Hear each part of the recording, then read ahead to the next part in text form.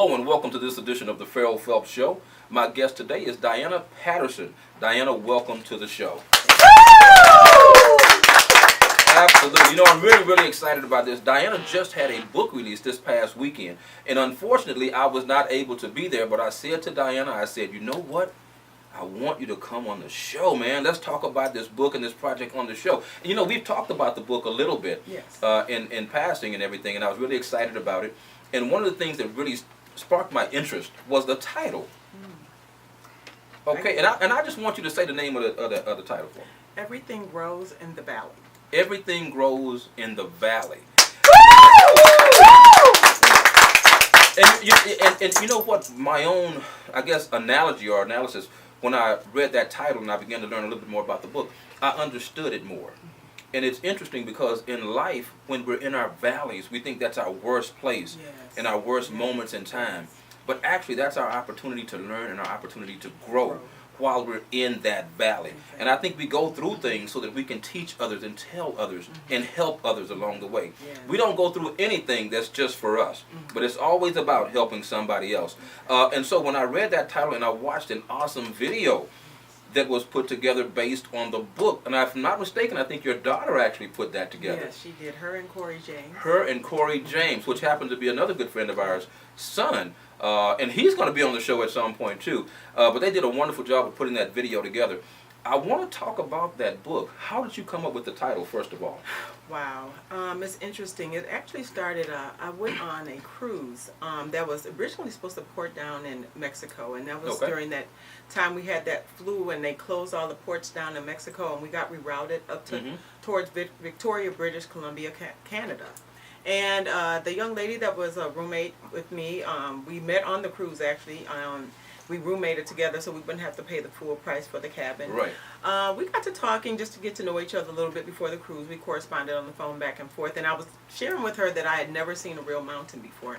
I always saw them on TV and I was always in awe of them. So she was privy to that information. And as we were going into, porting into the canal that morning, she's screaming on the deck. She's like, Diana, get out here. You got to see this. Right. And I got on the balcony and I'm telling you, I looked at this mountain and I was just so full, like literally I started crying. But I stood there and I really took it in because it was one of those moments you want to be fully present and engaged in that moment. Absolutely. And I'm looking at this mountain and I'm looking at the top and I'm thinking, wait a minute, you know, why does the mountain top get all the glory? I'm looking up there, it looks cold, barren, it's desolate. And then I looked in the valley and I saw foliage, water, rivers streaming, birds, and it was just life. And I paralleled that with our own experiences. I think so often we give too much credit to things, the goals, the things we're going through. We're so busy when we're in those moments thinking about the hardship, the hurt, the pain. We're not present and engaged enough to see what God is doing with us in those moments. There you go. And when we're in that and it just reminded me so much of life and that analogy that when you're in the valley, that experience, that growth that comes with it is something that God is doing that's amazing with us, and we need to be fully engaged and embrace that. Absolutely. Amen. Absolutely. And you know, so often when we're in that valley, we don't see anything but the darkness. Exactly. We don't see the opportunity to grow. We don't see the opportunity to learn lessons that we can pass on to others because of our valley experience is what I'm going to call it. And we've all had valley experiences in different ways in our life. And it's all about how we deal with that valley experience that is important. How we deal with it. Are we going to hang our heads down low and walk slumped over? Or are we going to rise victoriously and gain wisdom and gain knowledge as we walk through that valley? And obviously you did that, because if you didn't, you wouldn't be here talking about this book today. Yeah, without any doubt. Without any doubt. Now, one of the things that I know about the book, there are some very interesting chapters in that book. And I want you to name off 3 chapters for me. When I think about some of the interaction and engagement I'm getting from my readers, it seems like some of the favorites are Motherless Child, It Factor, trying to think of, there's so many, It Factor. Let's start with Motherless Child. Motherless Child, okay. That chapter was a very, I tear up now. Very difficult chapter for me to write because I love my mother tremendously, and she loved me. I lost my mother when I was 21 years old. But unlike a lot of mother-daughter relationships, we actually were not close. Okay. There were many times when I actually thought my mother hated me. And being able to talk about it after losing her, we got close. My mother, we had a period we weren't speaking at all for quite a while. And then she got sick of cancer. And then we finally got close. And a year and a half later, she died. Okay. And I was never able, I was so just wanting to be there for my mother and support her through her illness. I didn't want to make it about me at that moment. I just wanted her to be okay and to suffer as little as possible through her illness. So we never got an opportunity to talk about those painful moments that I had, those things that were engraved in my memory that were hurtful and painful for me. And one of the things I've noticed over the years is I've seen so many women that have their mothers or their daughters, and they can't stand each other. They're not talking. They're not close. And I wanted to use this chapter as an opportunity to, first of all, just talk about my pain, dealing with my mother, but also understanding that that didn't make her a bad person. It was an experience. It wasn't who she was. It was what we went through. Okay. And on top of that, I wanted to help mend mother-daughter relationships because that relationship is so critical. I have 4 amazing, beautiful daughters, and I really allowed that incident, all those incidents, to propel me into a very close bond with my daughters, and even so much so that I took the opportunity to tell my daughters, let's sit down and talk about anything, any unresolved pain in your life, because tomorrow's not promised to me. Absolutely and not. we sat down with Kleenex in hand, and I really, literally, I sat down and just listened, because one of their complaints about me was they didn't feel they could talk to me all the time, because I have tendency to be a bit of a control freak at times. I'll put that out there. And I talked to them, and it was so beautiful and amazing. It was healing for me because what I realized is you're looking through those relationships through 2 different lenses. Absolutely. The child and the mother. And when my mother died, that little girl in me, that day that she took that last breath, the little girl in me died with her. And she was never nurtured from that. And I don't want to see other women or other girls experience that.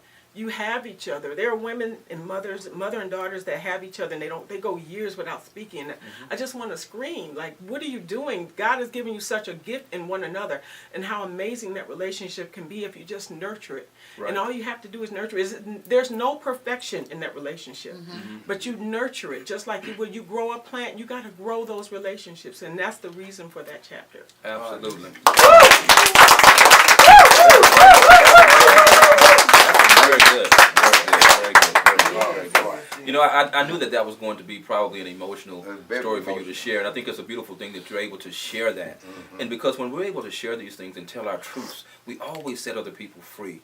When other mothers out there that are having bad relationships with their daughters, it helps them to look at it from a different perspective and to see what you went through and to know that they can turn that thing around and try to fix it. You know, I don't know all the details of what happened with your mom, and I don't want you to get too emotional in the midst of it, so I'm not going to ask you a whole lot more. Yeah, I want to make but so she don't want her makeup to get messed up. But I think the message is there. So if there are relationships that you've not mended with your children in general, be it a son, be it a daughter, I think it's important that you start to work on those relationships and try to help and heal those things as best you can. Because when a person is gone, they're gone. We're going to be back in just a moment. You guys stick around for more of the Ferrell Phelps Show. We'll see you in just a minute.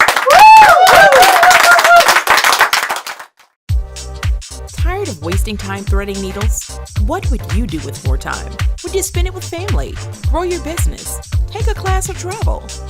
There's a remarkable new tool available to help make your dream for more time a reality. The Easy Needle Multi-Threader was designed for weavers, seamstresses, and quilters to thread multiple needles in a fraction of the time than traditional methods.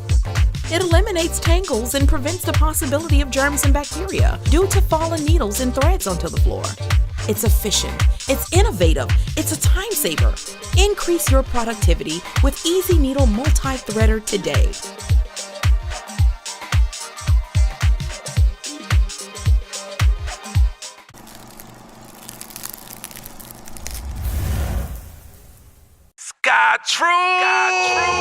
Sky Trues Custom Eyewear has taken the world by storm.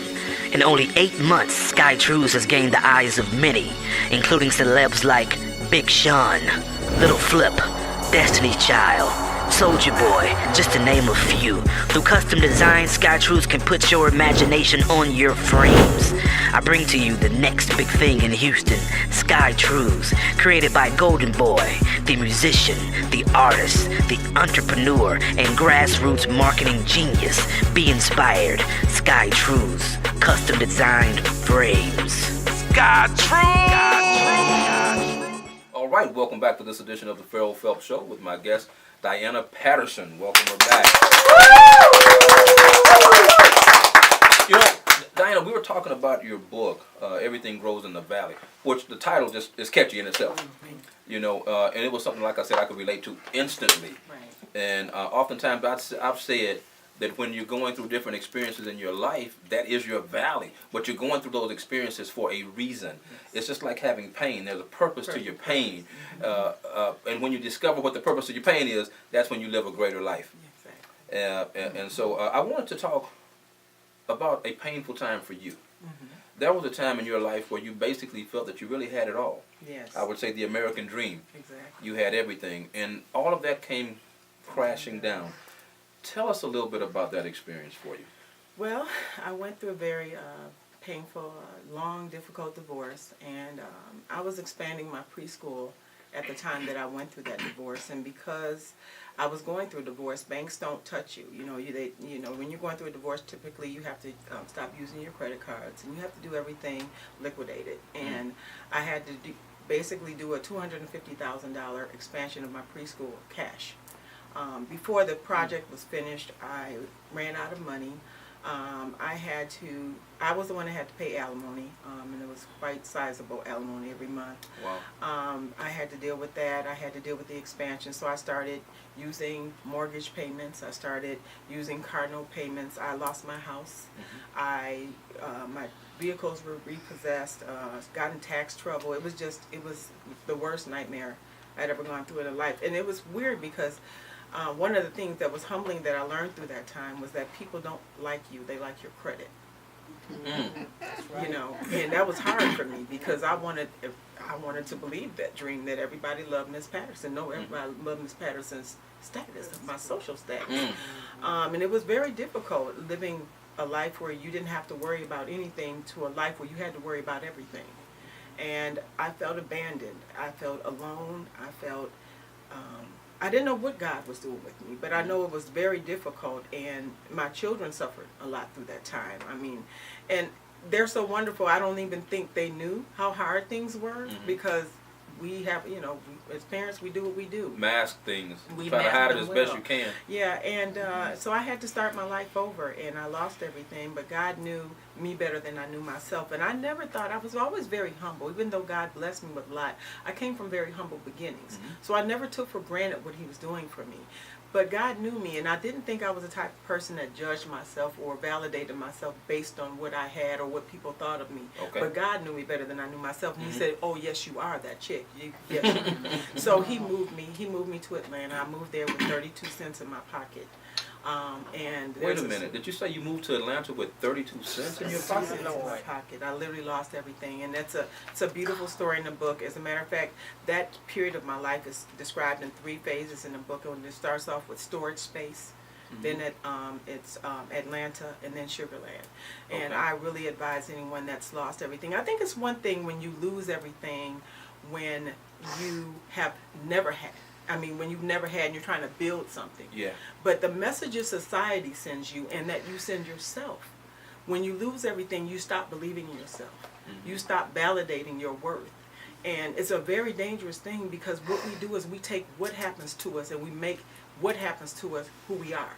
Right. And one has nothing to do with the other. And there's character building that happens in those moments, and God was really using me in a mighty way. And I was so encouraged every time I started to give up. God sends these amazing messages through the universe, and I think a lot of times it starts as a whisper. He tells us something, He sends us something. When He sees us slipping, He'll shout a little bit. And I think after the shout, He'll start throwing you down and knocking you off your feet because you're not listening. But regardless of how you get the message, He's giving it to you. And That's what he did for me. Yeah. So he used so many instances where I really gave up on myself, and I don't mind admitting, I talk about it in the book. Yeah. I was suicidal at one time. I felt like my children were better off without me. And that's a dangerous position to get to. When you get to the point in your life where you feel like you're not worthy of God's love, or the love of your loved ones, it's easy to validate that it's better not to be here. And what he did to me in those moments is what really affirmed what he was trying to do with me. I started the book as a journal. Okay. While I was going through that experience. And as I began to read my journal and look back, I saw, and it was amazing, what I saw God doing with me is at some point I realized this is God. At every turn, he was there. Even when I thought he wasn't there, he was there. He was building me up. He was cheering me on. He was believing in everything that he wanted me to do. He was helping me to believe in it and to know that he was with me, and he affirmed it through every action and reaction of everything that happened to me. And the things that hurt me the most gave me the most growth. And I thank God for that. And you know what? That is, you said that very well.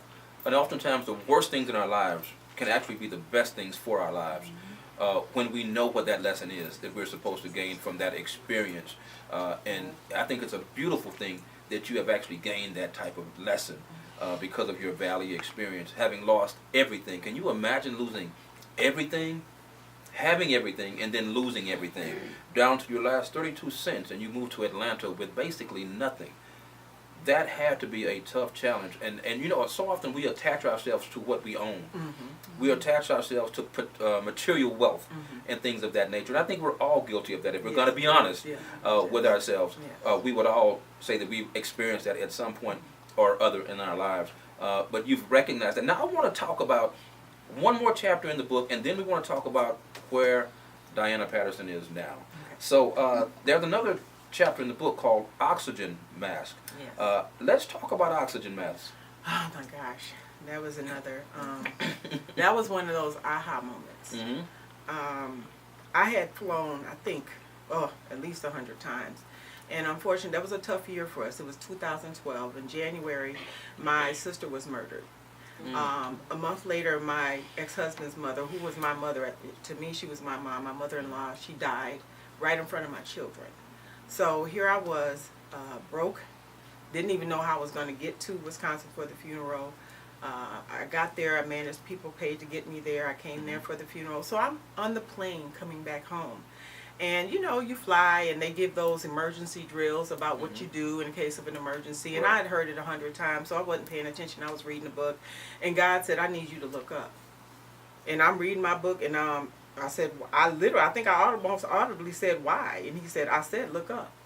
And they were going over the drill, so I looked up at the stewardess, and she was just getting to the part where she said, and when the oxygen mask comes down, it's important that you put it on yourself first before you help somebody else. See, when I had everything, I was an advocate for helping others. I gave a lot of money away. I'm not going to lie, I did a lot for everyone. But I helped so many people that I put myself in harm's way. And when I lost everything, I was no good to anybody. And God was telling me, you can't help anybody else until you help yourself. I need you to put yourself first, and I need you to understand that I'm okay with that. Because even as mothers, we nurture. Our tendency is to nurture. Right. And we feel this innate need that we have to always be doing something for everybody else. And what we do is at the end of that and at the bottom of that, we're depleted. We're exhausted. We're burnt out. And nobody wants to help us a lot of times but our own children. And sometimes, for some people, it's not even their children. For me, I was blessed. My children were amazing. My family was amazing. But at the bottom of that, you're leaving yourself depleted and nowhere to go but up from there. So what that experience really taught me was that I had to take care of me first. And it's okay, because society sends us messages, people send us messages, and society shames us into thinking that for some reason it's not okay to take care of you. But you can't, when you don't take care of yourself, it's like you're standing on the cliff and you're getting ready to jump off, and everybody that loves you is going to fall off with you. So you really have to take care of yourself, to position yourself to really be your best and most authentic self, so God can use you in his greatest capacity. You have to be good so everyone around you can be good. Wow.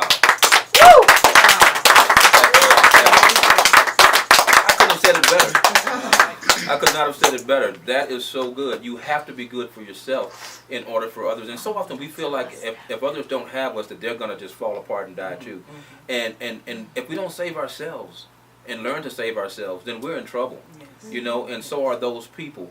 Man, this is really, really fascinating. I knew the book was going to be very interesting, and I cannot wait to read it. I've only had a chance to read the synopsis and the information on the back, and then a little bit more of the information inside, but I cannot wait to just sit down and absorb this book. You guys stick around. We're going to be back in just a moment. Hang on. We'll be back in just a moment.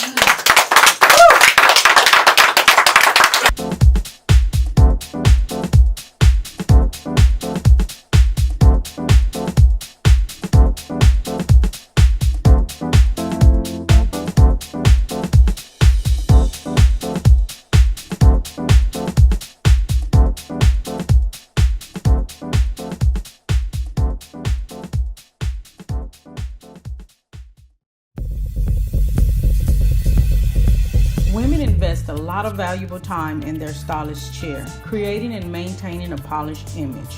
Having been in the beauty industry for over 35 years, I have witnessed this investment firsthand. Hi, my name is Elizabeth Jackson, and I'm the owner of Interactive Hair Studio. I love doing hair. I love being creative. I love giving someone options. Through the years, I began to notice how much time was being spent threading needles during the weaving process. In salons everywhere, clients were threading needles for their stylists to save time, instead of relaxing and enjoying the experience. I knew that this was not the kind of experience that I wanted to provide for my clients, so I created a better way. The Easy Needle Multi-Threader is designed to make the weave installation process faster and easier, all in 5 simple steps. All you have to do is secure the Easy Needle Multi-Threader to a surface, insert the cushions into the unit, slide the needles into the cushions, place your thread onto the dowel, and thread your needles with the Easy Needle Threader. Stylists who use this product will never have to thread another needle in between weaving again. With the Easy Needle Multi-Threader, they can save time, save money, increase their clientele, and provide a wonderful experience for their clients.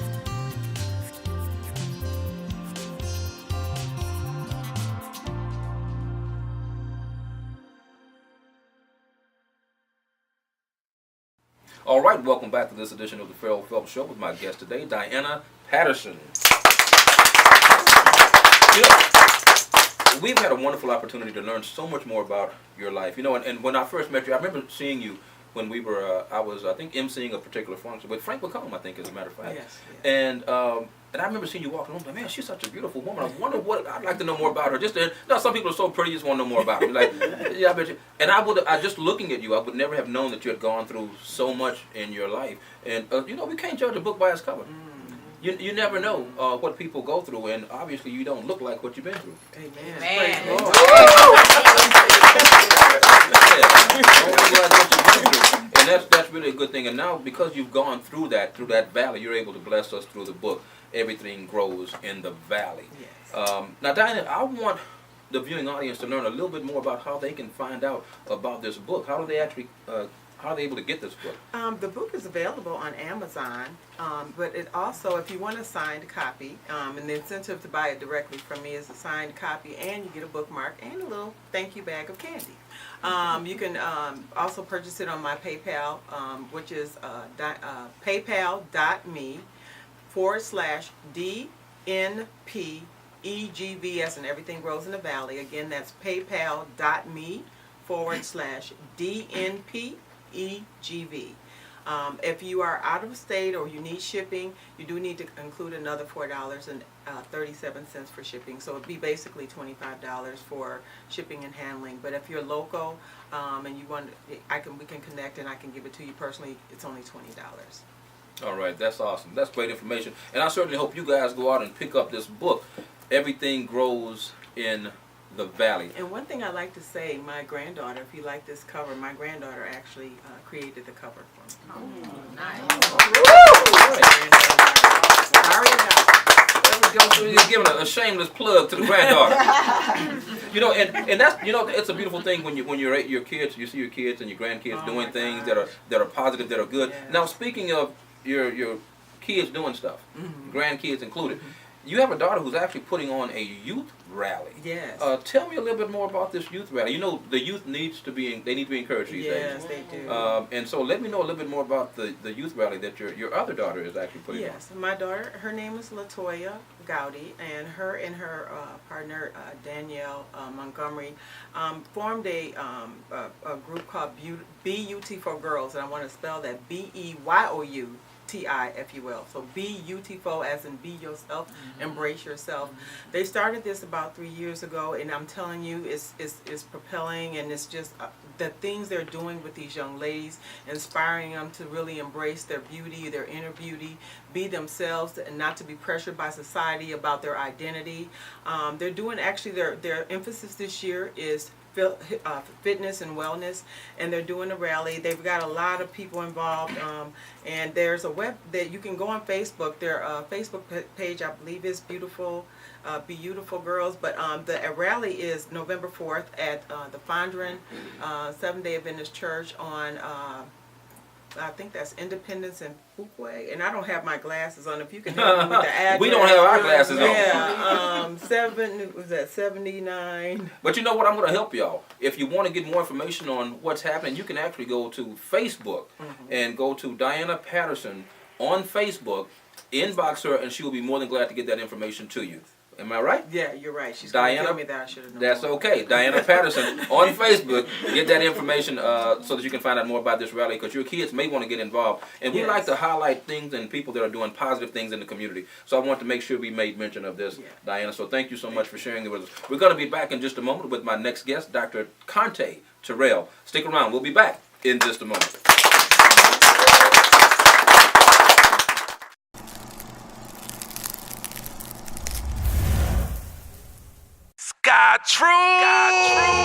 Sky Trues custom eyewear has taken the world by storm.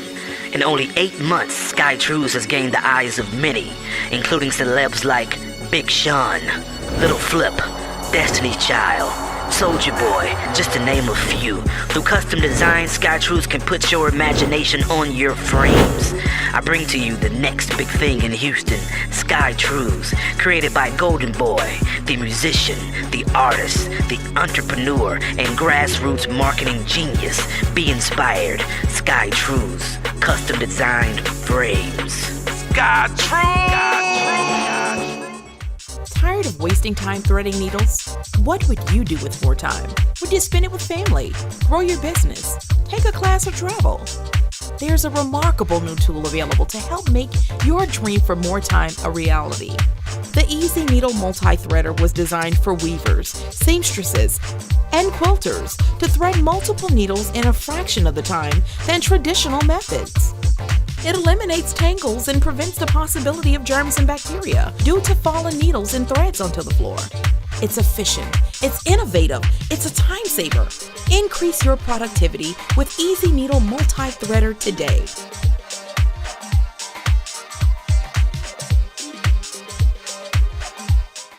All right, welcome back to this edition of the Ferrell Phelps Show. As I mentioned earlier, my guest today, my second guest, Dr. Conte Terrell. Thank you for joining the show. Thank you. Yeah, and you know what? I wanted you on the show. This is we've interviewed probably about 3 or 4 times, I guess. Me on your show, you on my show, Right. this, that, and the other.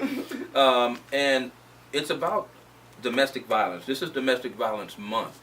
And you yourself have experienced, I'm just going to get right into it. Absolutely. Domestic violence, you've lived through that. Tell me what that experience was like for you, particularly. Well, it was a shock. You know, I was one of those people who thought that could never happen to me. So when I hear ladies say that now, I kind of smile.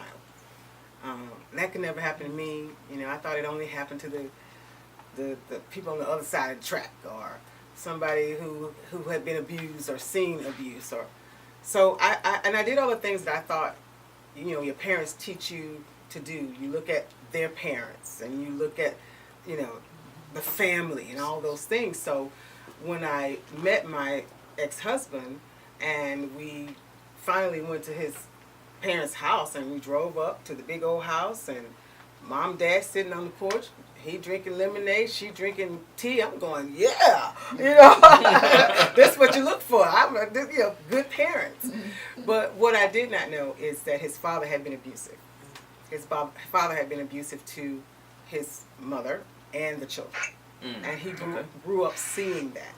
So I married who I thought was my knight in shining armor, and I always say he turned out to be my nightmare on Elm Street. Wow. And not everybody survives their nightmare on Elm Street, but obviously Dr. Conte Terrell has, and she's lived to tell the story.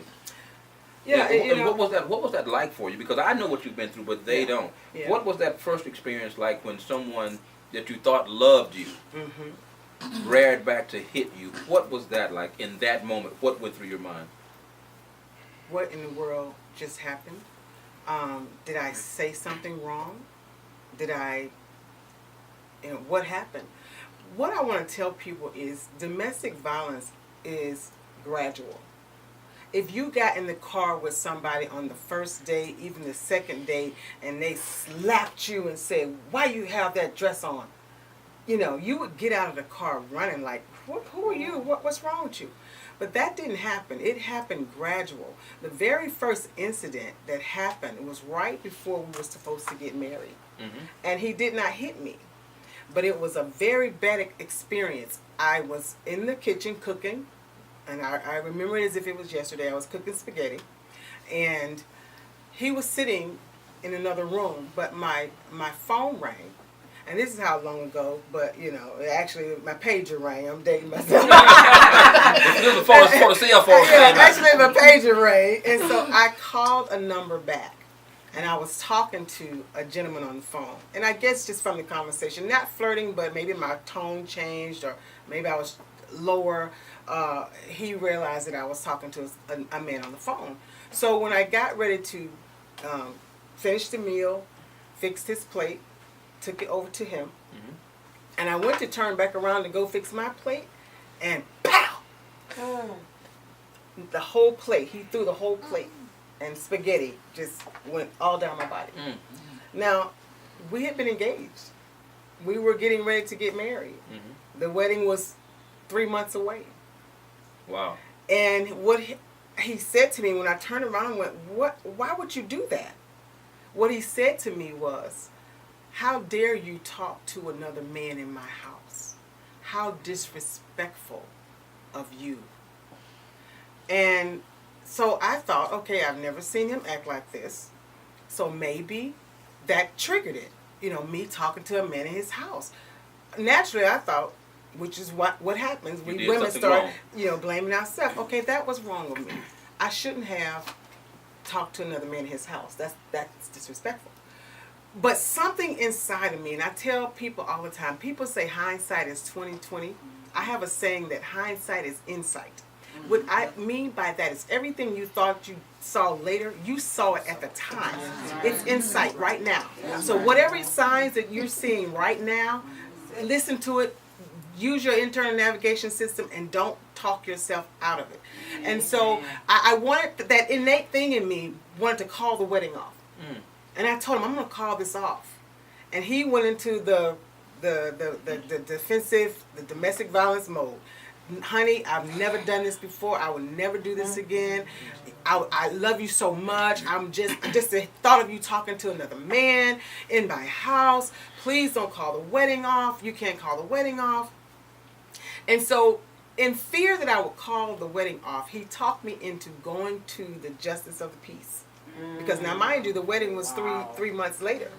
So he didn't want to jeopardize me changing my mind. So we went to the justice of the peace and got married. Wow.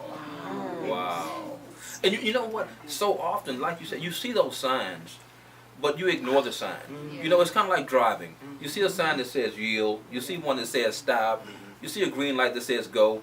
We see all these signs along this journey, but a lot of times we ignore the sign because we're not ready to leave that journey, to leave that road.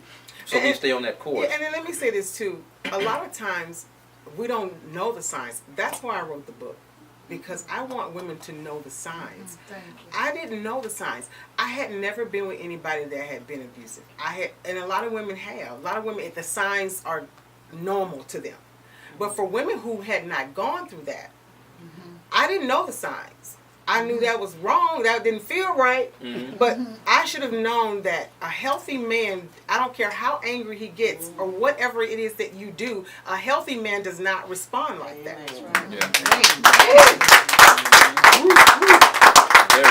Very true. And that's so unfortunate that you went through that experience in your life. But that experience has actually set the course for the remainder of your life. That experience set the course. You know, I was listening to Diane Patterson, which you have awesome. Yeah. That started the ball. I always tell people that the abuse is my claim to fame. And God takes you through what He wants to bless you to. And so now I'm a blessing to so many other people as a result of what I went through. Absolutely. Now, I also want to tell people that He didn't actually hit me until 2 years into that marriage. 2 years into that marriage. So I was thinking, you know, I made the right choice. That was just an incident that happened. But was I wrong? It went from abuse to abuse to abuse. Most people know that I don't have any children. I have a lot of adopted people that I say are my children, but I don't have any biological children. But what they don't know is the reason I don't is because one of the most abusive abuse happened one night, and he stumped me in my stomach while I was pregnant with his child. And I lost a child and have not been able to conceive since. So all of that, I remember saying, you know, my favorite scripture is Romans 8:28. All things happen for the good of those who love the Lord. And that's been my favorite scripture for years. So during that time, Ferrell, I'm looking at God like, okay, I don't see no good in this. What's the good in this? How do you fix this? Because I was a Christian. And I thought once you get married, you don't get divorced. God hates divorce. That's what the preacher kept harping on. God hates divorce. God hates divorce. I even went to a couple of preachers who told me, you go in there and you work it out. You pray about it. And that's why, keeping it real, I speak at a lot of places, but a lot of churches don't want me there because a lot of preachers are condoning it or turning their heads or even going home themselves and abusing their own wives. So, you know, we have to realize that all things do still happen for the good. Because as a result of that, I'm now Dr. Conte Terrell. As a result of that, I'm now an international speaker, published author, television, radio personality. As a result of that. So no matter what you're going through right now, like she said, that through that valley, you know, and on the mountaintop, you trust me, God has a reason for your path. Don't ever give up. There's a poem I wrote that's in my book. It's not mine. It's called Don't Quit. And before I get off, I want to read that because somebody out there needs to know that you don't quit. You don't quit. And if this is Domestic Violence Awareness Month, and if you are in any type of relationship where they're pushing you, shoving you, calling you out of your name, telling you that you're no good, keeping you from your friends, from your family. You can't even wear what you want to wear. Don't allow you money to even buy your own feminine products. These are abuse behaviors. These are characteristics of an abuser. Please get out. This month, Ferrell, we received a grant from the Domestic Violence Council. Houston, the Harris County Domestic Violence Council. It is the first grant given to a domestic violence agency. Wow. My organization. And so it allows us, praise God, nothing but God. It allows us, and this is our first grant after 20 years. So that's another testimony. Keep pushing. 20 years we've been in business this year. I begged, you know that. I know. Begged for donations, got sponsors, did fundraisers, but just now getting a sizable grant. So you don't stop and you don't give up. But if you're going through this, now you can get help. We allow free case management, free counseling, free court advocacy, free therapy, all of that. www.freshspirit.org. Give us a call. Get out. You can. But we have to help you. There's so many people that are being killed. We help you with a safety plan. How to do it and try to do it to save your life. And you know what? We're going to talk a little bit more about that safety plan and how to get out of those types of relationships when we return. You guys stick around. We'll be back in just a moment. All right. Tired of wasting time threading needles? What would you do with more time? Would you spend it with family, grow your business, take a class, or travel? There's a remarkable new tool available to help make your dream for more time a reality. The Easy Needle Multi-Threader was designed for weavers, seamstresses, and quilters to thread multiple needles in a fraction of the time than traditional methods. It eliminates tangles and prevents the possibility of germs and bacteria due to fallen needles and threads onto the floor. It's efficient, it's innovative, it's a time saver. Increase your productivity with Easy Needle Multi-Threader today.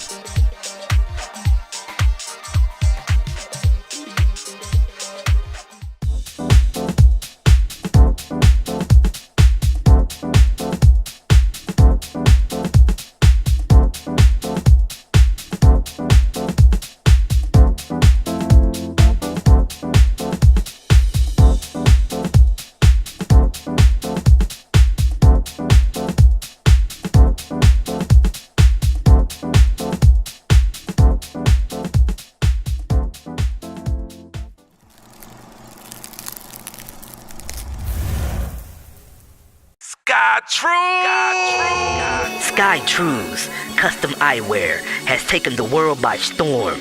In only 8 months, Sky Trues has gained the eyes of many, including celebs like Big Sean, Little Flip, Destiny's Child, Soulja Boy, just to name a few. Through custom design, Sky Trues can put your imagination on your frames.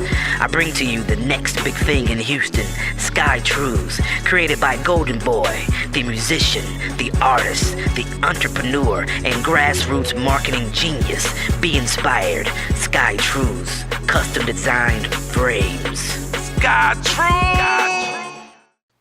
All right, welcome back to this edition of the Ferrell Phelps Show. As I mentioned earlier, my wonderful guest, Dr. Conte Terrell, is in the house. It's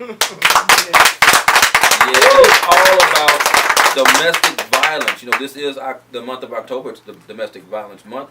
Hence, we're wearing, I think, close to purple. Close to purple. Close to purple. You know what I'm saying? We're in the same family. Long as y'all know we're in the family. And, of course, purple is the color for domestic violence month and everything. And Dr. Conte is an expert on that. And you have an organization called Fresh Spirit that helps women who are going through domestic violence and things of this nature. Now, from that, you've also written a book called Fresh Spirit. I want you to tell us a little bit more about this book. Well, I wrote the book because, like I said, first of all, there's so many ins and outs of domestic violence. And once you're out, there's still so much that you have to still overcome. So the book helps you to, first of all, accept and acknowledge that you're in something that's abusive. Because, like I said, I didn't even realize that he was an abuser. I just thought he's just lost it. He had a bad day. He had something happen wrong.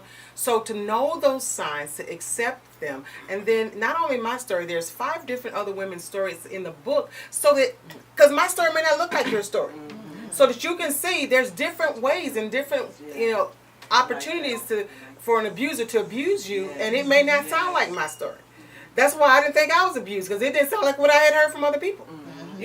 So it has activities in it. Also, like I said, it has a safety plan inside the book, and it has other women's stories, and it has some encouragement for you to be able to get that power and that courage you need to take those first steps.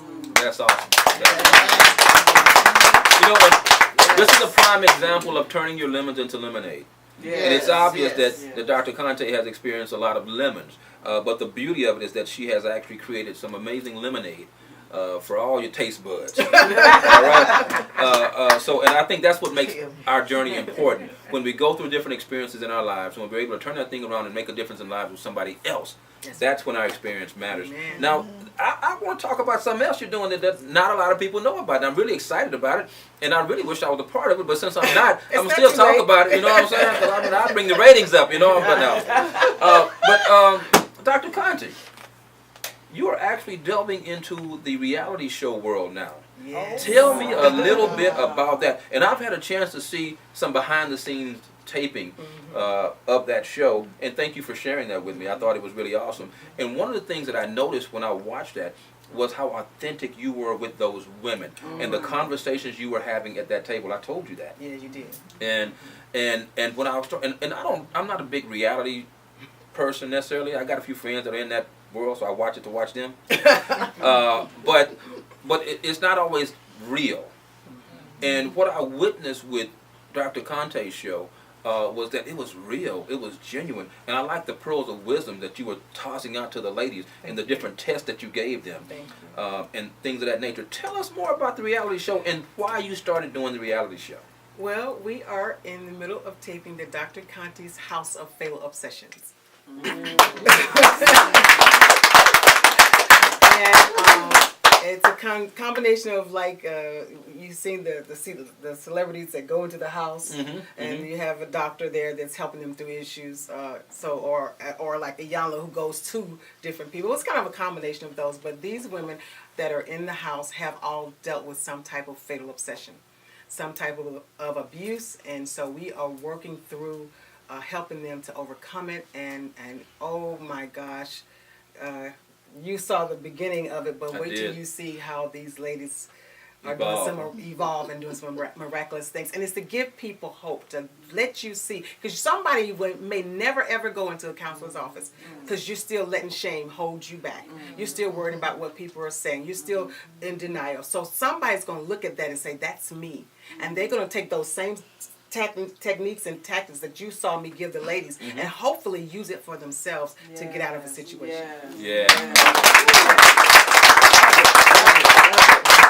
And that's what it's all about. So you wanted to do that because? Well, because people have, I'm on Amazing going on 2.5 here in Houston. So a lot of times people forget that I was telling Ms. Patterson that I'm a survivor. They see all of this, like you said, thank God you don't look like what you've been through. So I wanted to do it to be able to show not only that I've gone through it, but I've survived it, and now I can help somebody else survive it. And you can come through it as well. If you're going through domestic violence, if you've been through any type of sexual abuse, because a lot of times I have clients in my office been abused 30 years ago. But never got the help. Still walking around sick, tore up from the floor up, looking good on the outside, got it all together on the makeup and the hair and the nails, but you are a wreck. And so that is why I wanted to do it. So the people who would never call me and come into my office, maybe you can get some help from watching a reality show. Because you'll sit on the couch and do that. Come on. And the good thing about your reality show is that it is reality. It's not phony, it's not fake, it's not contrived to incite craziness and violence and things of that nature. It's actually a show that's going to, I feel, bless the masses. And especially those that are affected by domestic violence in any way, shape, form, or fashion. Now, I want everybody to find out a little bit more how to get in touch with you and how to possibly get this book. Okay. Well, you can Google me, any social media, Dr. Conte Terrell, and that's with the E, C-O-N-T-E, Terrell, T-E-R-R-E-L-L. You can go to the website, www.freshspirit.org. Again, www.freshspirit.org. or www.drcontespeaks.com. And as the kids say, one of my youth counselees says, Dr. Conte, you're Googleable. And I'm like, what is that? So if nothing else, Google me. The book is where any books are sold. You can get it on Amazon or any bookstore that books are sold. Yeah. Also off the website. If you get it from the website, a percentage of the book goes back to helping women get free counseling. Awesome. And that's what it's all about, making a difference in the lives of others through the experiences that you've had. And you and certainly my first guest, Diana Patterson, have certainly did that.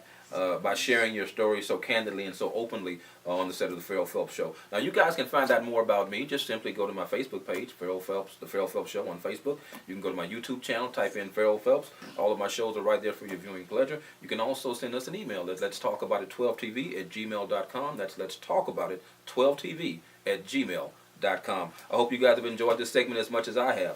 God bless you, and until next time, we'll see you then.